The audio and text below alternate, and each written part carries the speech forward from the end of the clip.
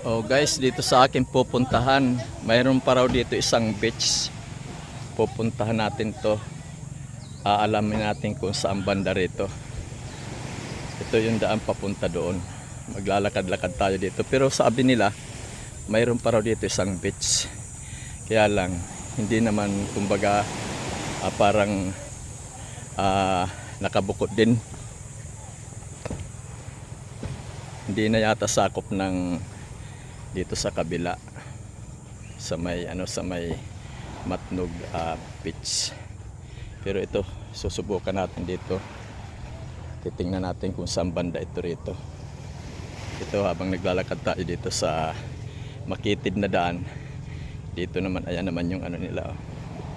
Ayan dito ang sa tabi mismo rin ng tabi rin mismo ng dagat. Dito tayo. Titingnan natin kung hanggang saan ito dito. Dahil natanaw ko dun sa dulo, medyo may kalayo ng kaunti. Kaya ito, babaybayin natin dito. At saka maganda rin dito. Dito na wala akong cottage dito.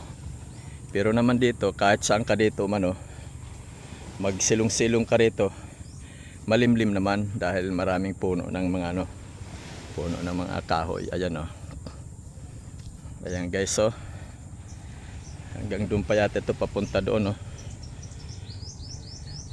Ito dito tayo. Titingnan natin to rito kung malaki rin tong sinabi nila na may isang beach pa raw dito. Yan, dito tayo sa turo tagiliran lang tayo. Yan saka medyo may kalayuan doon sa aming pinaliguan. Kaya ito, susubukan lang natin.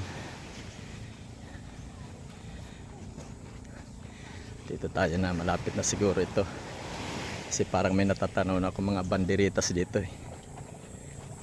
Ayan parang may natatanaw ko. Ito malapit na nga. Ayan sa dulo. Titingnan natin kung anong pangalan ng beach na to.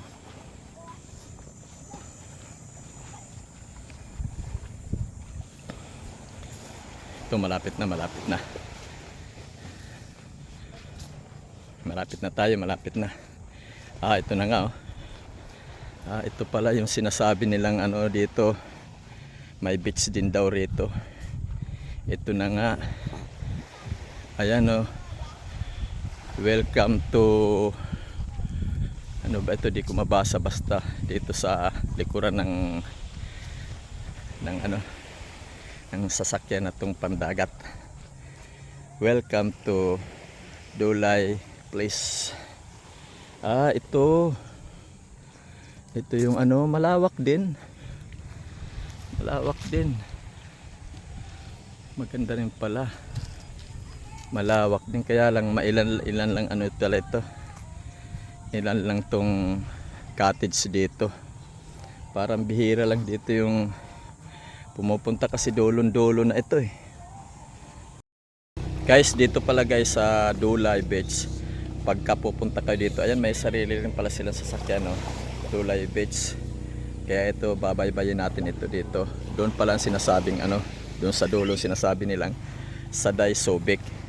Tapos yun naman yung pinaka dako na beach. Kaya itong Dulay Beach na to, bibihira lang dito talaga ang pumupunta. Kasi nakahiwalay pala ito. Ngayon pag naliligo yung iba, yan, may service silang dulay. Ayan yung dulay na yan, dulay na sasakyan. Kaya siguro galing pa dito hanggang doon sa Matnog. Siguro na nila, kinukontrata na nila. Dito tayo dadaan sa dito sa baybayin na dito na sa buhangin na ng galing tayo sa Dulay. Babaybayin na natin to dito. Ayan, malinaw naman, maganda naman yung niya.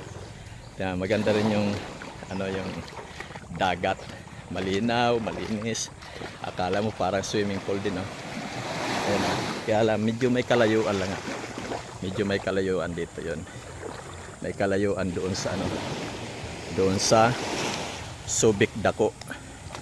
Ayun yung Subic Dako pala. Doon pala sa likuran, magagaling pa raw dito, papunta doon. Tatawid daw doon, papunta doon. Yun yung sinasabi nilang Subic Saday. Dalawa pala itong sinasabi nila, itong Subic. Subic Dako, Subic Saday. So ngayon nandito na tayo. Dito lang tayo magbabaybay sa sa dadaanan natin tong dito mga buhangin na to. Ayan.